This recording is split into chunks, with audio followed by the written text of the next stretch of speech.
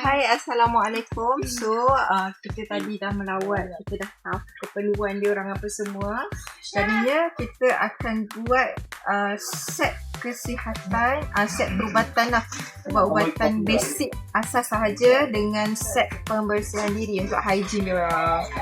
So, kita nak includekan dia orang punya hygiene lah. Maksudnya sabun badannya ada, apa semua. Sebab tadi kami mendapat request yang sama lah. Diorang tak ada berus gigi, diorang tak ada ubat gigi. Jadi kita akan buat that kit dan kita akan cuba bagi paling kurang kepada 30 buah keluarga. 30 tu sebenarnya memang tak cukup, tapi kita nak tengok dulu adakah mereka menerima kit yang kita bagi ni dengan hati yang terbuka, dan kalau boleh kita akan push lagi untuk hantar lebih banyak lagi. So korang kena support kita orang. Sebab saya nak keluar duit poket sendiri saya belikan coklat. So kalau korang nampak sekarang ni, ini adalah sumbangan peribadi saya sendiri. Esok saya nak bagi ke anak-anak dekat situ coklat-coklat. Sebab saya rasa macam tak boleh lah, saya tak boleh dengan budak-budak. Jadinya kita nak bantu lebih banyak lagi. So, tunggu apa lagi? Jom bantu diorang.